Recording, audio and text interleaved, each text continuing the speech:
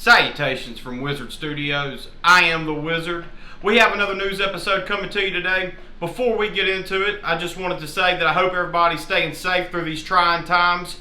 We have some more fights coming to you. Also, I wanted to say that I hope everybody had a good Mother's Day. Now let's get right into it.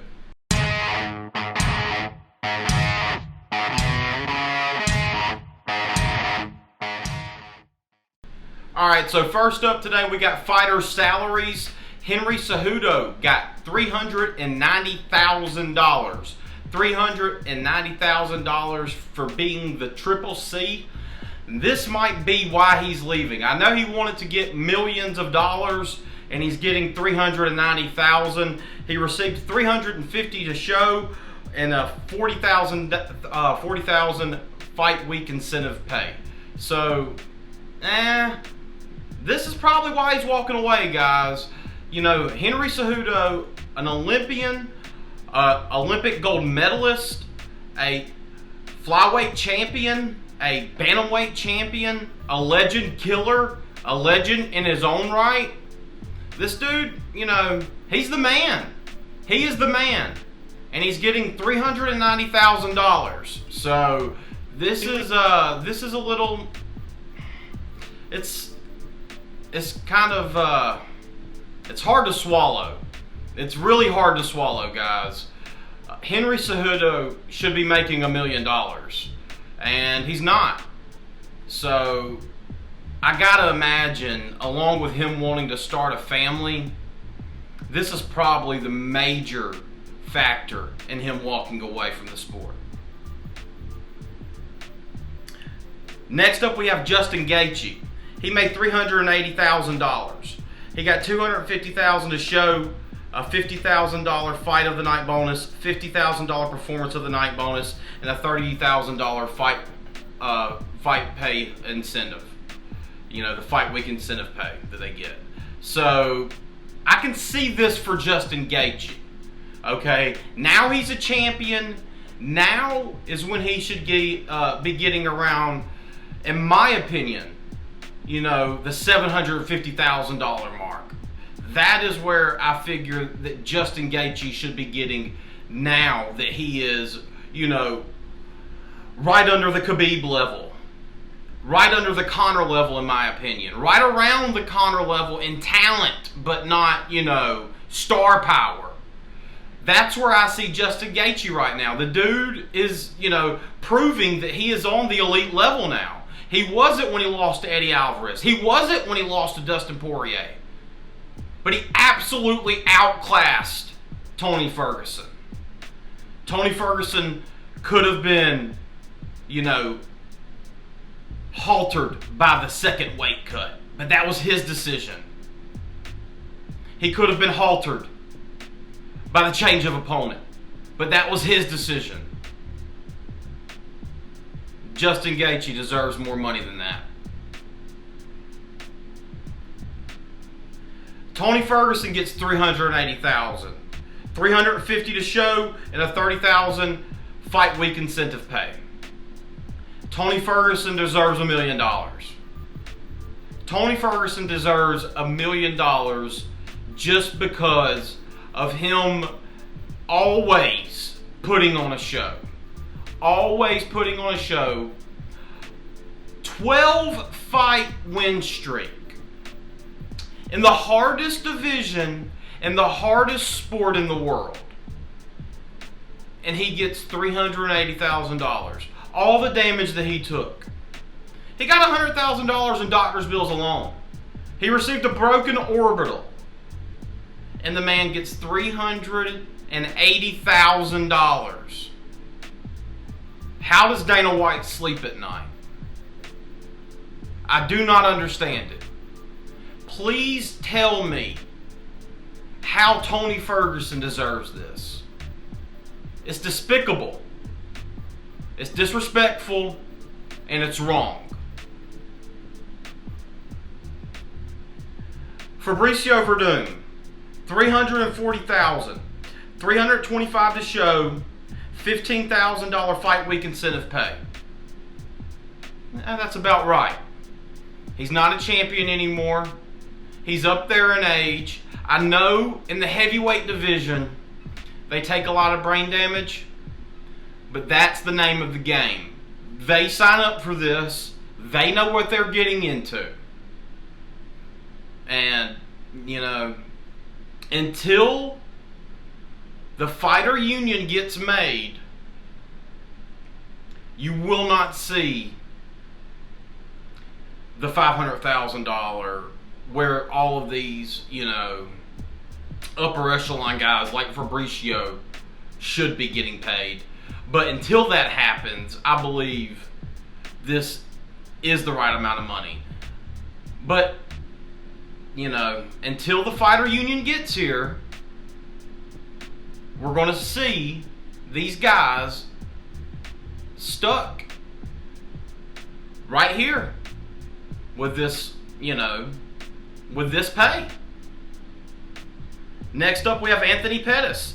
$330,000, $155,000 to show, $155,000 to win, $20,000 fight week incentive pay. That's about right. Former champion like Fabricio, you know, on a little bit of a slide.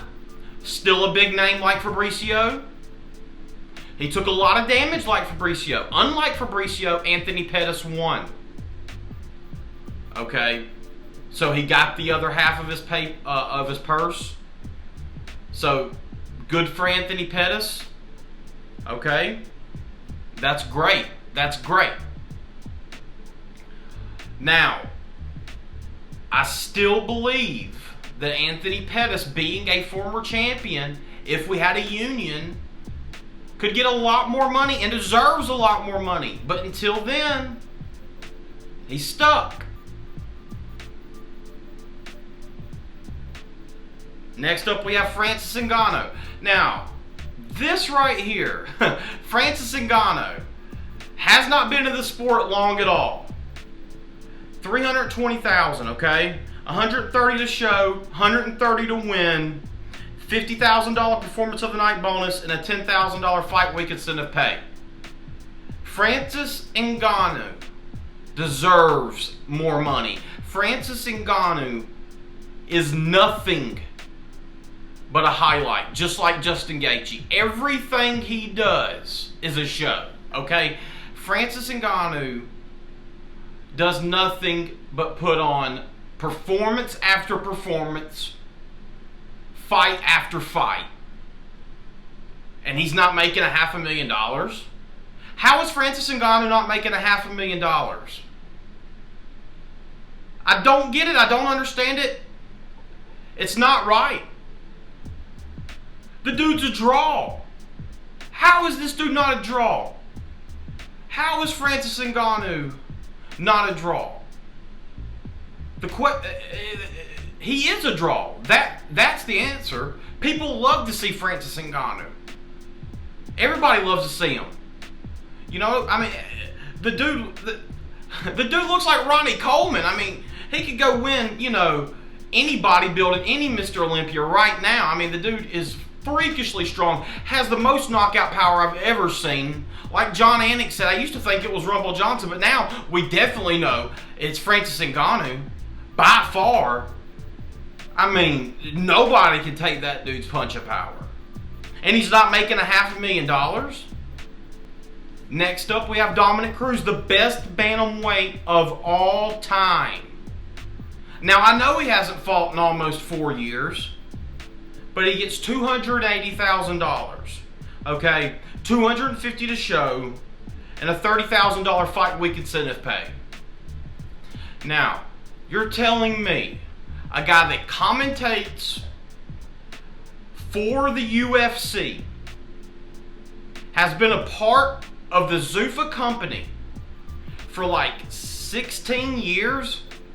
I mean, I know it's been over a decade. I know it's been over a decade. And he's not getting at least $300,000. How is that possible? How is that possible?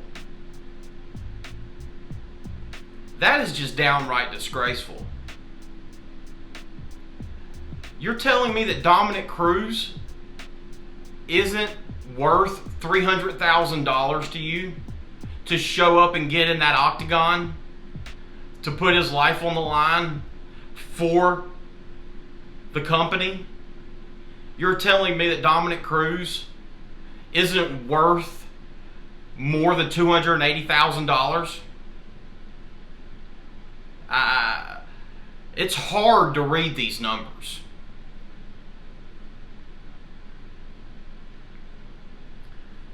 All right. After that, we have Donald Cerrone. $220,000. He got $200,000 to show and a $20,000 fight week incentive pay. Now, we're talking about a guy who has the most fights for the UFC, the most bonuses for the UFC. He has like the most head kick knockouts for the... He has just about every record that you can have for the UFC. And he's not even worth $250,000 to him. I'm just saying. This is really, really interesting. Really interesting. After that, we have Greg Hardy. $175,000. $85,000 to show, $85,000 win bonus, $5,000 fight week incentive pay. I mean, that's about right. That's about dead on for Greg Hardy. I don't have anything to say about that. All right, Alexei Oleinik, $170,000, $80,000 to show, $80,000 win bonus, $10,000 fight week incentive pay. How is Alexei Oleinik only getting $10,000 for his fight week incentive pay? He's been fighting since 1997 professionally. Alexei Oleinik has been fighting since 1997 professionally. Alexei Oleinik got $80,000 to show, $80,000 to win, okay? How can Alexei Oleinik only be worth $80,000? You have to think that 90% of the world, besides Russia, thought that Alexei Oleinik was going to lose to Fabricio Verdum. So the UFC was like, he ain't going to get the other half of this $80,000. So we're only going to pay him $80,000, right? Plus the fight week incentive. So $90,000. Because he's only getting $10,000 for fight week incentive. Like, that's just disgrace. I don't understand that. The $10,000? How does Alexei Oleinik, a veteran for over 2 decades, only get $10,000 for his fight week incentive pay? Next up, we have Carla Esparza, a former champion. She gets $111,000, $53,000 to show, $53,000 to win, and a $5,000 fight week incentive pay. $5,000 fight week incentive pay, former strawweight champion. How is this possible? Former champion, $5,000. Thank you for showing up. We're proud of you. Y'all saw the video of Dana White with all the fighters there saying that this is the best group of people that he's ever worked with, you know, for coming out during the pandemic and all this. Well, show them it's the best group of people you ever worked with and give them some money, man. I mean, I know that the company is hurting or whatever. Endeavor's hurting. But you have to pay your employees. After that, we have Vicente Luque.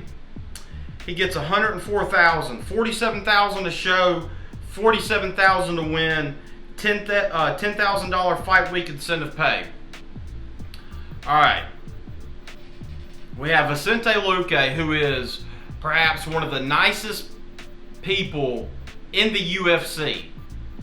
Always brings the violence in the cage. Always puts on a show. Every single time he is in that octagon, it is a war. Every single one of his fights. No matter what. And you're telling me he gets $47,000 guaranteed. That's his guarantee.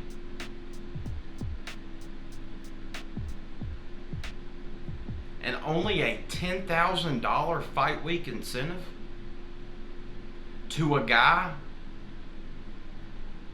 who brings the hammer every single time.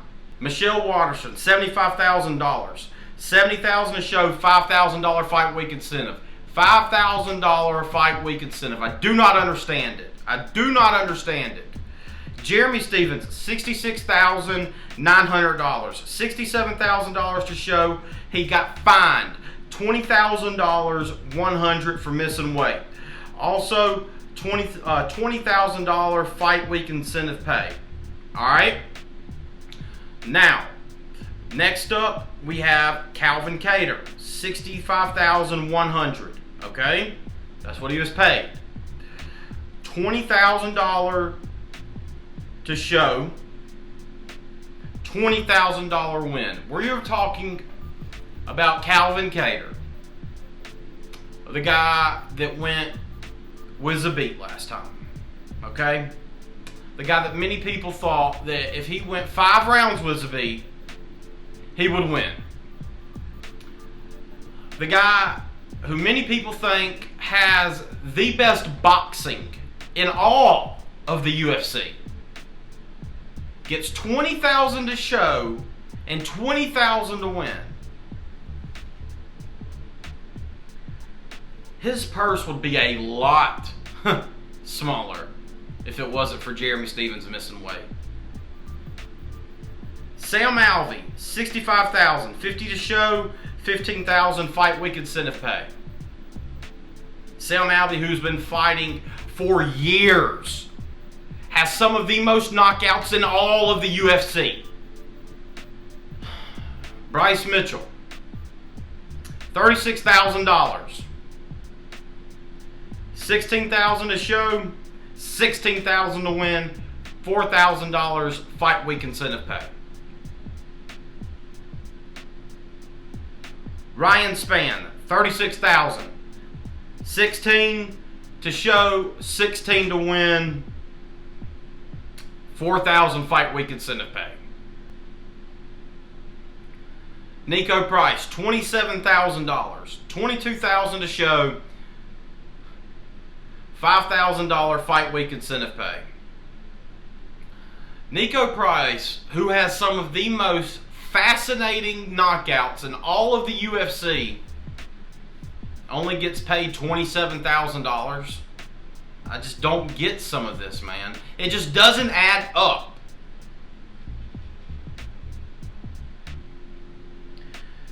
Charles Rosa, $27,000. 22 to show, $5,000 fight week incentive pay.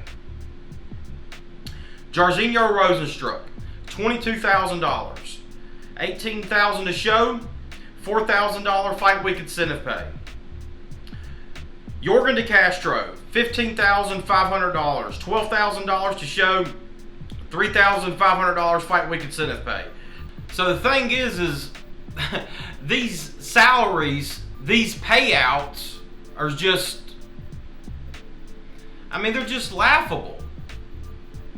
These guys, I mean, some of them are right, okay? All of them are not wrong. But until the fighters finally get a union, we're not going to get the proper payouts. I mean, it's not going to happen. It's not going to happen. I mean, it's just, it's hard to see some of these guys take the damage that they take and then get paid what they get paid. Because you know, I mean, it's just, you know it's not worth it. So you feel bad for them.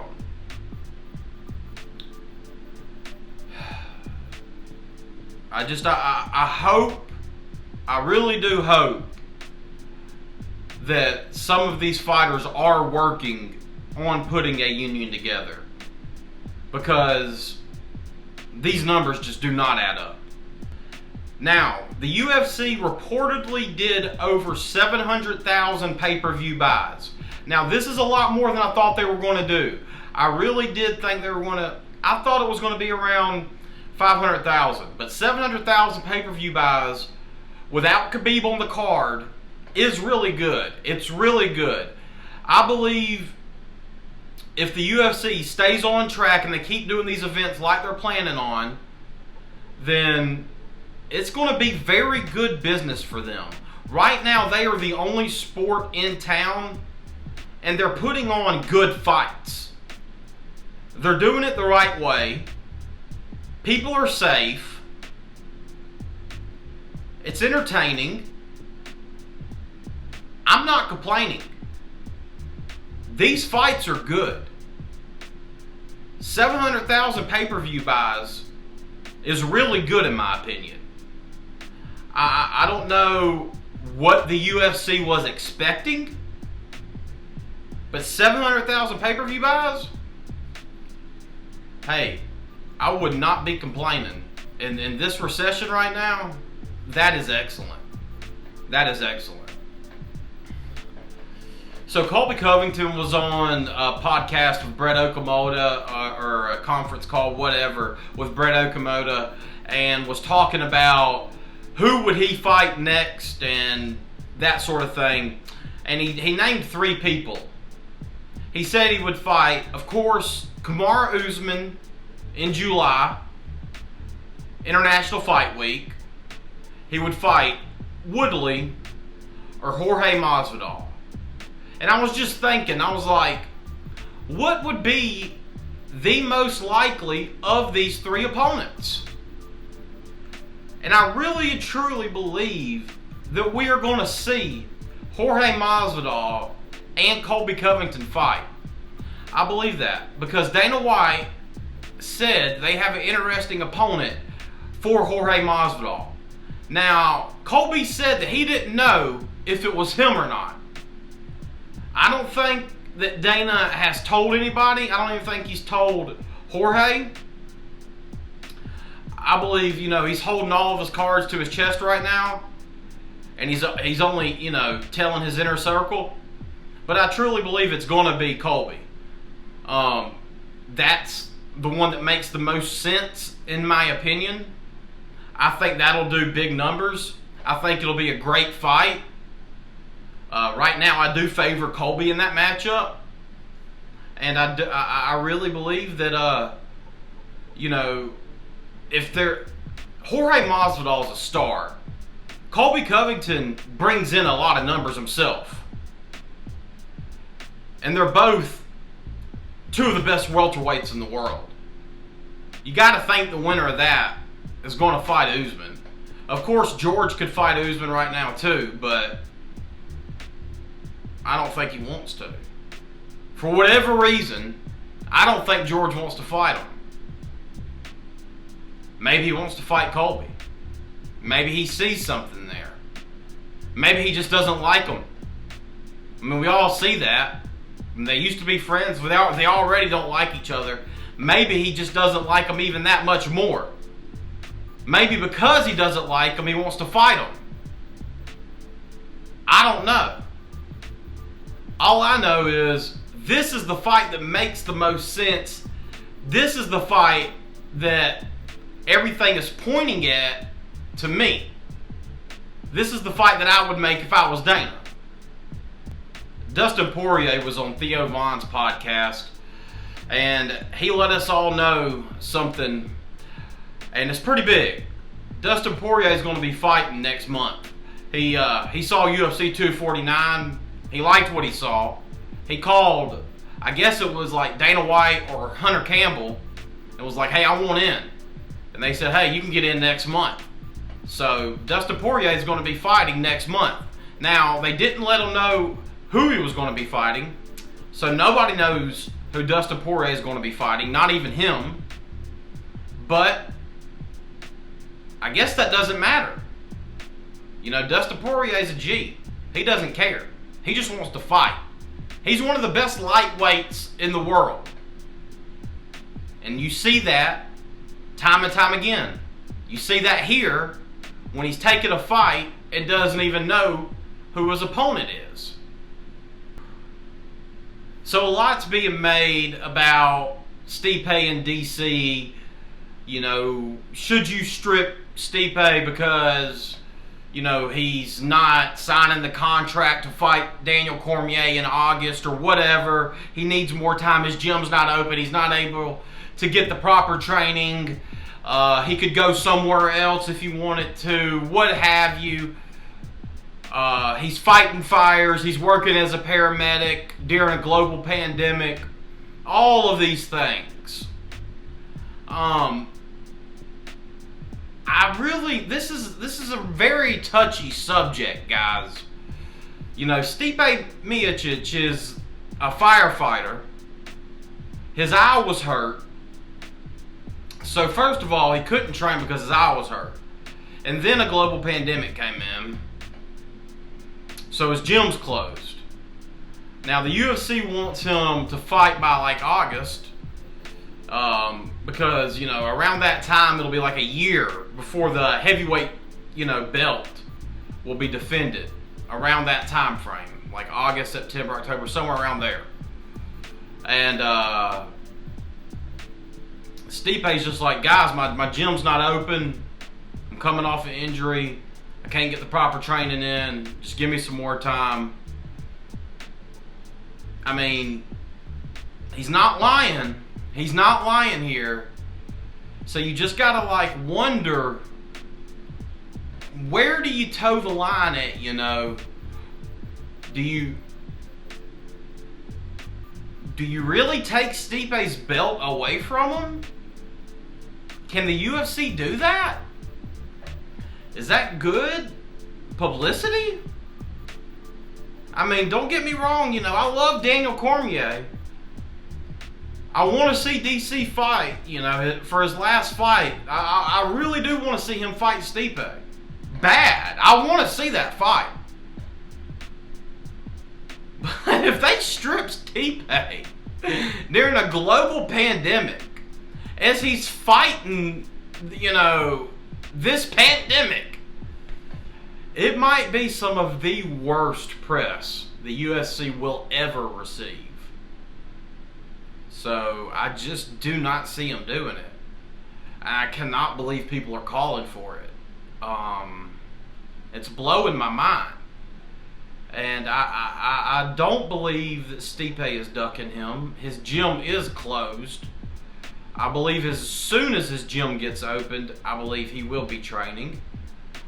And I believe he will fight Daniel Cormier. I believe after that fight, Stipe will retire, just like DC. I think they're both on their last leg. And I believe they're both ready to call it quits. So, yeah, that's just the way I see it. Now, guys, if you liked what you saw, remember to give this video the thumbs up. Also, subscribe for more MMA content. And remember, guys, we will see you in the next video.